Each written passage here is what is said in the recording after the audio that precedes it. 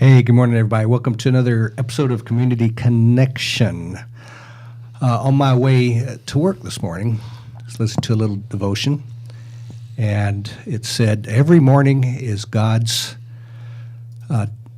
communicating to us that we have another chance to make a difference. Ha! So we have another chance to make a difference, and we have some difference makers here with us today. But before we talk to the really important people, let's check in with Taylor the Melvinator, who's also very important because she is Gen Z's ambassador to the baby boomers. Good morning, Taylor. Nice save. I wanted to make you a little nervous. How does it feel to be an ambassador from one generation to the next? It's a mix of not feeling worthy and not feeling prepared. So we have different, the things that divide us sometimes among cultures and generations is language. So what's the latest Gen Z slang that I don't know? Well, the thing is, it's also funny that I'm the ambassador from Gen Z to the baby boomers because I'm not very up on the slang. Are you not? But one that I do want to teach you. Have you heard of Riz? No. Okay. Have you heard? Our folks here today know Riz, so tell me, what is Riz? Okay, well, now I'm nervous that they know what it is because what if I define it wrong? Tell me what Riz is. Okay, have you heard of swag? I have heard of swag. Okay, it's essentially, it's the newest way to say, it's the newest swag. It's like Riz. whatever you do, you're owning it, you know? Gotcha. So put it in a sentence for me. Can't do it? The only thing I can think of is that, okay, that guy's got Riz. I'm looking at Liam, he's like, you're failing. Well, we may have to get another ambassador. Yeah, I think I just lost my job. It's all right. Thank you. Good morning, Allison Jordan. Good morning. How are you? Allison is filling in for Claudia. Big shoes Yeah. to fill. Yeah. And Allison is the director of Iron Lives. And right now, Patrick and Family Services and Iron Lives has a partnership. So we believe in mentorship, right? Pouring into the lives of young people so they get a good start in life.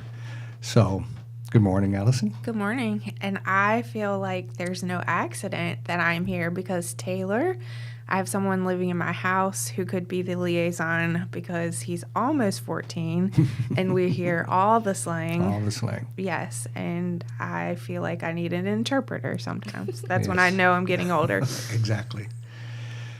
So, Allison, you have an education background, right? You I do. are an educator in your heart, in your head. I brag on you all the time. I said, I know this lady, Allison, and she can look you straight in the eye and put her arm back here and write on the board because she doesn't want to take the eyes off the students, and that's just now part of her life. So,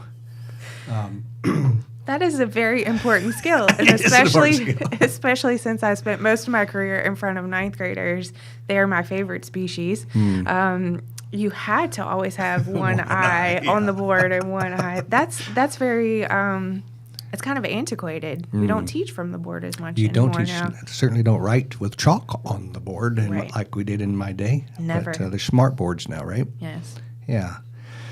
So, transition from education to Iron Lives and mentorship, it's kind of the same space. At least it's the same population of young people that you're working with, right? It's very similar. I think that most of what I get to do in Iron Lives is my classroom still. So Yeah. I use my roots as an educator and hopefully can enrich the community space with the background of what I've seen in various levels of K-12 education. Okay. Well, we have a educator with us today, so why don't you introduce us to our guest? She is our guest, but I'm also proud to call her my friend and my colleague. So we have Whitney Boyd here from Lynchburg City Schools, and she's the coordinator of family and community engagement. And Whitney came on the scene, you can tell us how long ago, but Whitney came on the scene and has done an amazing job uniting the community, telling us what the schools need, and she is a force. How's that for an introduction? I appreciate it. And thank you. It really has been an honor coming into Lynchburg City Schools and learning all the community partners and kind of trying to get my bearings on what this role would look like and what we could turn it into. And I've really just had a ball just getting to know and working with all of our community. Amazing group of people. And so thank Give me you a for brief having job me. description of what that looks like. So my position kind of encompasses two different wheelhouses, if you will. Talk about the one that is a favorite dessert, because I like that part of your job. Okay. Talk about that one. So that falls into the community engagement half of my job. And so with community engagement, I also work with a group of partners in education, or PI for short. And it's kind of just a combination of businesses, organizations, churches, community groups, and to Allison's point, is really just aligning them with what the needs are within Lynchburg City Schools. So that could be curriculum, extended learning, human collateral, volunteering, sometimes financial support, and really just trying to make sure those two entities are kind of on the same page with each other as far as what they can come in and help with and how they can support. They stepped up in a huge way for teacher appreciation, which was really awesome to see last year. And so they're always, just ready to go and have ideas of how they want to help, and just kind of making those pairs more meaningful so those relationships can be established and be long-term and sustainable relationships. And so, it's been really exciting work, and hopefully I get to do it for a while. Yeah. So we always ask our guests to tell us about their why. Why is this space and that work that you're doing so important to you? So that kind of starts a couple of years ago, actually. So my background, I had a degree in psychology from Liberty. Liberty has taken all my money and given me all of my degrees, so I guess it's a double-edged sword. And Lynchburg has become your home. Yes, Lynchburg has become my home. The mountains and things pulled me away from the beach, so here we are.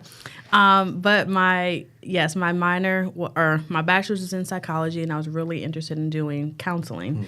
And so I did therapeutic day treatment for about 4 to 5 years out in Bedford County, and absolutely fell in love with it. I was at Liberty High School, and everyone thought I was crazy because I wanted to work with high school age kids. And I was like, they're just bigger We babies. are crazy when we want to work with high fine. Yeah, schoolers. they're harmless. That's fine. And absolutely fell in love with it. And of course, I stayed there. I was transitioned to Forest Middle School to kind of be the sole day treatment person and support that school.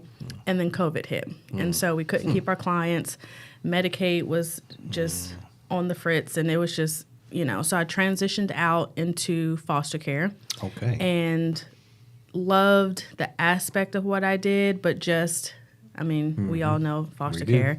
And I was like, I can't do this. I'm just going to be an emotional wreck all the time. And so I wanted to get back into the school setting. And so when I was looking on Lynchburg City Schools website, I happened to see this position. And even though it wasn't necessarily a student-facing position, kind of what you did in the position was almost, in my mind, an elevated version of what you would do as a school counselor at the school level. You're just doing it on a much bigger level because it's for everybody. Yeah. And so I went for it, and here we are. Here you are. Yep. And it seems like you're enjoying it. I am. Good. It's a lot of work. It's not boring by any means. I definitely didn't want a job where the monotony of doing the same thing every day. And so it's just very unique what I get to do. And it's I'm always learning new things. I'm always challenging myself to educate myself, in certain areas that I'm like, I'm not really sure about this or how this works. But yeah, it's definitely a blessing to have this job. Like it is a really, I'm really fortunate. So we were talking a little bit before we started about how important the school system is to a healthy community, and how the school has had to adapt to almost become a social service agency, right? To just ignore that and say, well, we're educators, we're not going to focus on that. You find out you can educate, right? If kids are coming to school hungry or there's family issues, or right. So it's the reality, but it's putting a huge strain on the school system and on those underappreciated teachers Yeah. who are not only educators, but social workers and counselors and nurses and Yeah. right, They all those balance a lot every Yeah. day. Yeah. Yeah.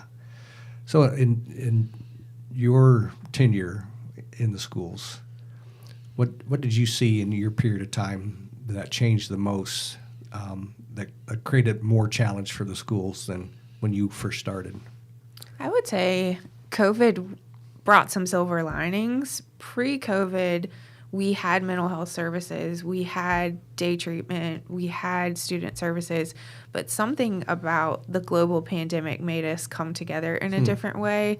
I saw the social services and the schools and nonprofits start communicating about student needs, family needs, and in the way that the schools started to become the hub for Yeah, those services. School counseling became the hub for those Yeah. services. It was an extra responsibility, but it was so comforting to see that we started to care about the students at the ground level. I mean, Whitney and I have sat in meetings numerous times and talked about, the most vulnerable family situations or the most vulnerable age groups and what we can do together. And it's amazing to see groups like Partners in Education. And I loved how Whitney said, you ask for their money last. Like that's, there's an architectural group who is a huge part of Partners in Education, and they go have lunch with kids. Yeah. Shout out to Gary. Yes, that's for you, Gary. Yes. But having adults who eat lunch, With the and kids. I always say sometimes adults either don't eat lunch or we eat sad lunch. We eat lunch in our car or we eat lunch at our desk alone. This group has decided that that's something that they can do. They so can just go, being present, right? That's no Just- other agenda just than to be a presence in the school. Huh? and they find out who the elementary boyfriends or girlfriends are quicker than anybody because They get all the tea. Yes, they get. Yeah. That's some more swag for you. I mean, some more slang for you. They get the tea. So I think that in a lot of ways, the pandemic helped us realize that we had to come together in a different way to help families. That kind of segues into something that I helped you get connected to, Claudia, and Yes. Claudia helped you get connected to. Care portal. Care portal. Yes. So tell me a little bit about how the school system's using Care Portal to meet some of those needs we were just talking about. So, when I first got to Lynchburg City Schools, we would get, especially at the beginning of the school year, we would get a lot of requests from individual school buildings, sometimes teachers, administrators, and say, hey, we have a student that, is gotten to our school late and they don't have a uniform, or a couple months into the school year, it's like we have school supplies, which is all these needs that were which no fault to anybody, it's kind of just where we are, and so that was understandable. And so over the summer, I can't remember when exactly I met Claudia, but at some point in that, and I was like, you know what, how can we use, and she had suggested Care Portal to me before, and I wasn't really sure like how it worked. And so I was like, all right, we need to have like an actual conversation because this is what I'm seeing on my side. And if you can explain to me what Care Portal is, I think it'll help it make more sense as to if we can make this work. She was like, okay. And so, I always want to keep the integrity of our families. So I said, well, what I don't want to happen is Lynchburg City Schools get into Care Portal. And then, on the flip side, you're kind of getting you're losing that what's the right word? Not connectivity, but you don't want the families to feel like they're being exploited. Like, Gotcha. why is our Yes. information being put out? Yes. Who are all Yes. these Right, people? right. And so I said, but a lot of the needs that I'm seeing are at the building level. I said, so is there a way that can we at least start it there? Yeah. And then, of course, we've got fantastic school counselors, social workers, teachers, and things like that. And as they're making these one-on-one relationships with families, then they can be the ones Yeah. to do the more individualized, type of request. And she's like, oh yeah, that's not a problem. So we identified is mostly counselors, some of our nurses, but at least one person for every single building within Yes. Lynchburg City Schools. Yes. to include alternative site everybody. And they went through the training. This is how it works. Dan was super amazing. It was really, I'm thinking it's going to be like this.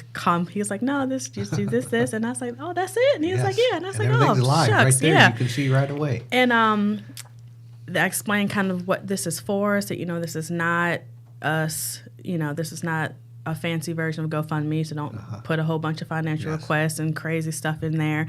But this is really to just meet the basic needs at the school level, because a lot of our sites have, clothing closets, hygiene. I know Bass, for example, they have, they try to keep a reserve of extra uniforms and things like that. And it just, blew up. So as soon as people, and of course, anything new, I was like, oh, I really hope this is not come back later and just be a complete disaster. Or what if they put it in and no one responds, or what happens? And I remember the first 2 or 3 requests we got that went through there. Because you can watch it real time. I can see it in real time. Yeah. So I'm like, they've made me like the overarching administrator of it. So anything they see, I can see. So they'll submit their request, I'll approve it. And I was just blown away, honestly. Within 48 to 72 hours, each of the ones they put in, met in full. And it's just, and since then, it's just beautiful, completely just exploded. We've had social worker, like I said, some specific staff, like, hey, can we put things in for individual families? And so that's a little bit of a different process, just because, at that point, it's not necessarily Lynchburg City staff supporting it, it's community support. So it's like, as long as they're okay with that and, walk them through all the things, they're like, nope, the family is fine and the family's on board. And I'm like, okay. And those have so now I get a mix truly of like the one-off for individual families, and then I also still get the ones for the school buildings. And we have had, I didn't crunch any numbers or anything, but I would say more than 75% or more of all of the requests that have been put in so far have been met one way or another. And it's just been,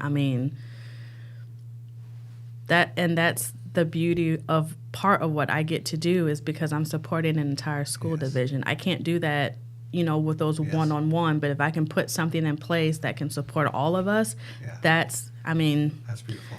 That's what makes my job. Have you gotten to have some internal conversations if somebody tries to submit something and we could say, oh, we can fill that? Because Lynchburg City Schools has a lot of resources that I think other people don't realize. The Lynchburg City Schools Education Foundation has the Tools for Schools warehouse. So shout out to Dawn too. She is thebomb.com. Yes. Yeah. So, Partners in Ed, the Ed Foundation, the resources that wrap around the city are so important. So I'm sure you've had some conversations of, well, maybe the Ed Foundation can do this. Yes. So that is one thing at the division level that I've tried to be very intentional about, is almost like creating multiple streams of revenue. Like when people say, you've got this, or like a budget, like you have line items. So you're trying not to oversaturate one resource with everything. You try to create these lanes for different things. Yeah. And so Care Portal was one of those lanes for, just those basic school level needs, things that aren't, super crazy to ask, toothbrushes, socks, T-shirts, things like that. And with the Ed Foundation, they're another stream of resources. And so just being in this position has been really cool to kind of get the bigger picture, so you can kind of step back and say, okay, where are the holes that we can kind of supplement and put things in place, so that hopefully at some point there's nothing that someone could ask for that we don't have some direction to send them in to get that need met or resource or whatever the case may be. So far, so good. I think we're doing pretty good. That's beautiful. So we're going to take a little commercial break, and we here at Patrick Care Family Services understand the issues at school, and mental health is critical happening, especially since COVID. You mentioned COVID. And so if you don't mind, I want to promote one of your competitors, the Appomattox School System. And we're going to look at a little thing of how we're partnering with them. When I think about Hope for Tomorrow counseling, I think about a place where people can come from any walk of life, any part of the community. It's a counseling center that provides hope for families, for individuals, for children. We are focused on clinical mental health, and we are planning on serving children and families so that children stay safe and families are strong. We just meet people with a variety of needs. We strive to, make them know that we have a safe place for them to come to talk about whatever they need to talk about, have their needs met, and if we can't do everything for them, then we make sure that we're connecting them to the places and people that they need. For someone who might come in and see me, and I guess a majority of our counselors, it's going to be for that new person an opportunity to really learn about what that counseling process is like what can you expect? What is my role as the counselor and what is your role as the client? You're starting a journey that's very new, and so we want to be very welcoming, very understanding, and meet people where they're at. I want people to walk in the door and to feel like this is a safe place. This is a place where I'm gonna be heard. It's a dialogue, it's a conversation, kind of what things are they looking for in counseling too. There's nothing to be afraid of, but you're not going to see anybody until you see your counselor come out to greet you for the first time. You come to Hope for Tomorrow Counseling, but there are so many things that we have direct connections to, so that if we aren't able to maybe meet the need directly with Hope for Tomorrow Counseling, we have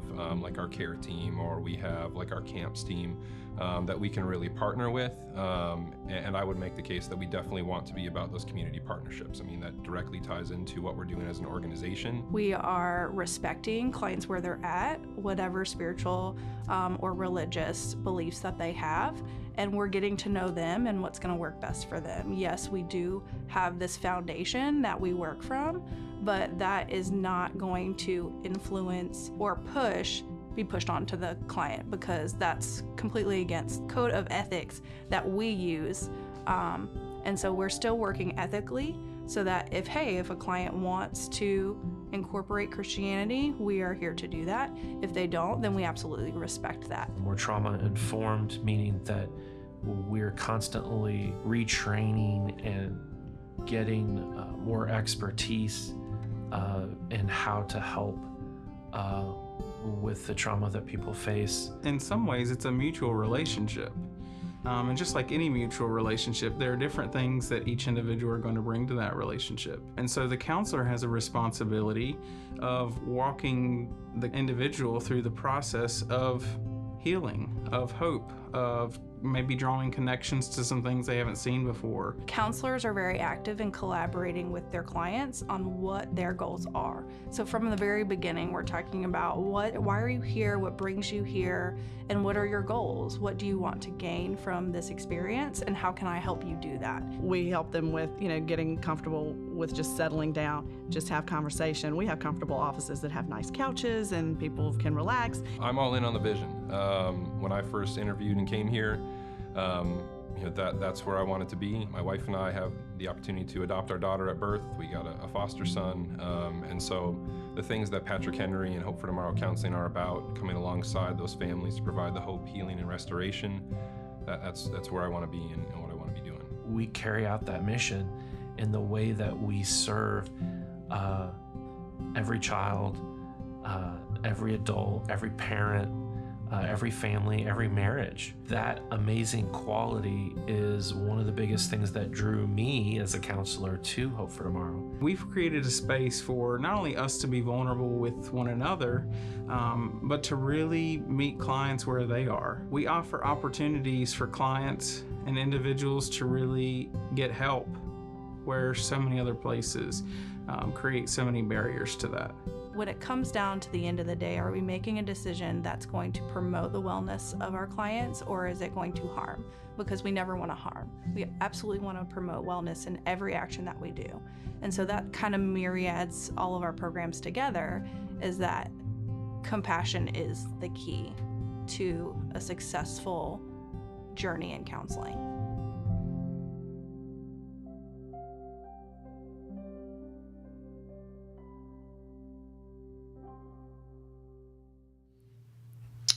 So many of our counselors in Hope for Tomorrow are now in the Appomattox public school system every day. Oh, wow. Yeah, providing counseling right there, right when it happens. We have an office in Appomattox so that we have space for the families, but It's a unique partnership that we have with the Appomattox school system, and they can't say enough good things about it, that there's somebody there right at the time that it's needed. Because mental health it's a issue, it's a growing issue as families are struggling for all kinds of reasons, and you see that in your position. So Care Portal is a way for us to give tangible kinds of things.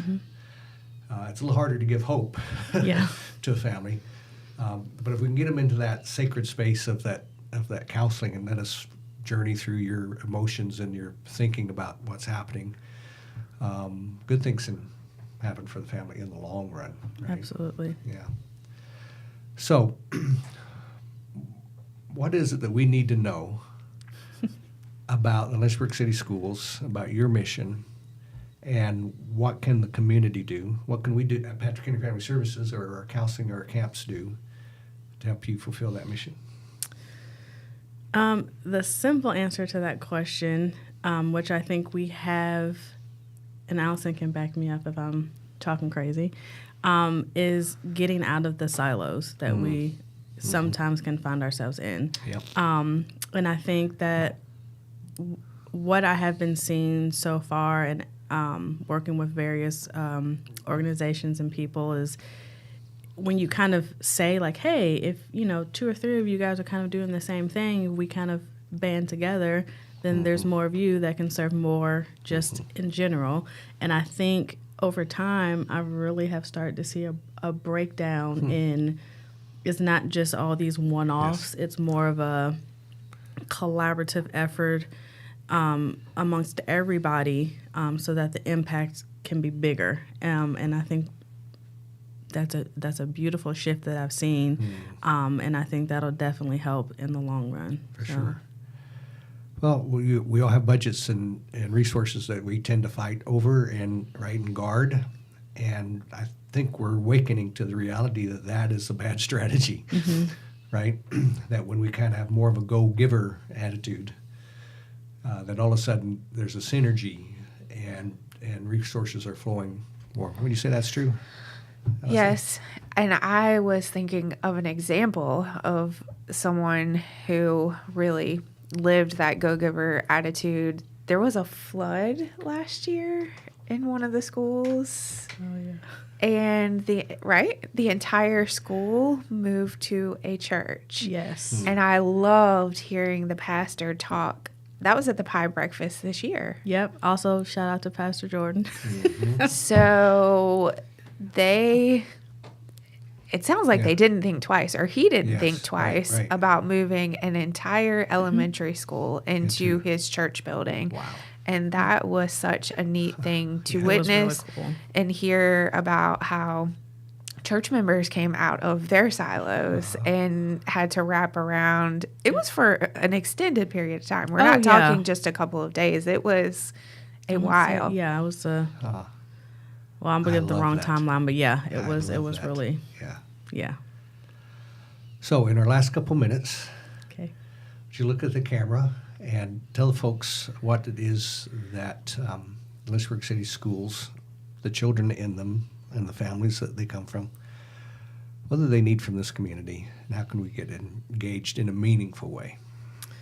Ooh, it's a Or very tell us anything that you'd like to tell question. us. You get the last final word. Oh, thank you. I would, to the community, I would say, first, thank you for the way that you have shown up for the families and the students of Lynchburg City Schools. And I think a lot of times that goes unacknowledged because it does happen. And so I would definitely say to continue in that mission, continue in showing up in just some of the simplest ways that you may not think that it matters, it goes a long way. So, simply having lunch with a student and just having that exchange, having something for them to look forward to, for our families, continuing to just develop those genuine, authentic relationships with them, and really just being a resource for them when needs do arise that they know that they can go to, and they have somebody that is kind of looking out for them. And then for Lynchburg City's schools as a whole, just continuing to support us like you always have been. We always get people who just want to do, want to give, want to provide, want to fill up the teachers' lounges, wants to, we just want to give gift cards. We just want to come and love on the staff and love on the kids. And so I would just say just keep doing what you're doing because it is happening, and we appreciate it. Wonderful. Thank you for what you do in the community and for children and families. And thank you, Allison, for being our special guest host today. By the way, I'm loving the earrings. Can you see them? We can see Yes. the earrings. It was very important for us to see them. Is there a Yes. story, real quick, is there a story behind the earrings that we have to know? Well, I would really like a different type of headset because I feel Just like lift it it's up like this so that they can see it Oh, real quick. yes. Like There's the that. earrings. Okay, Like that. it's a little bear. very important. Probably my favorite children's book, and these came from a former coworker and close friend, Olivia, and it reminds me of my nanny. So, do you know what bear it is? That's I was going to say Paddington, but he has a yellow Wrong bear. raincoat. I not know. Paddington. Nope. Who is it? Corduroy, Corduroy. Yes. and he needed a pocket. Ah. Very important. Yes. Hey, that right there best describes the heart of a teacher, just what she was talking about, right? Go So, read a book to right. somebody. That's my pledge. I'm gonna go read a book. Maybe I'll read Corduroy today on a Facebook Live. That'd be fun. Hey, thanks for joining us this week, and we'll see you next week on Community Connection. Nobody gets to choose their family. If a person is fortunate enough to be born into a healthy family, then life can be much like floating down a smooth, gentle river in the summertime. But an unhealthy family is like a dangerous river, filled with rocks, debris, and fast-moving water. This river swiftly leads to the steep waterfall of adulthood, tragically forming a new river of dysfunction. Even if you aren't born into an unhealthy river, there are many streams that cause a person to get there. But there is only one way to get out, and that is through a meaningful relationship. Across our region, there are many agencies, churches, and families who are devoted to helping children escape from unhealthy rivers. Some feel their role is to wade in and rescue children. They foster, adopt, or provide safe families. Others stand by the river and support the rescuers by providing what they need. Still, others are upstream and stand in the gap to keep children from ending up in the negative situations. At Patrick Henry Family Services, we see ourselves as having an additional role. We are running up and down the shores of the unhealthy river, screaming, "Can't you see the children in the water? You have to do something." Vision 30 is a 10-year initiative. By 2030, we envision a region where all children are safe in their own family, or with caregivers who are supported by a local faith community. So, where do you stand at the river? Are you upstream, keeping families together and strong by standing in the gap? Are you in the river, directly impacting children? Are you on the shore, providing support for the brave folks who have entered the river? Or are you just passing by without noticing? No matter who you are, come down to the river with us. Let us help you find your place. Not only will lives be changed, but you will never be the same.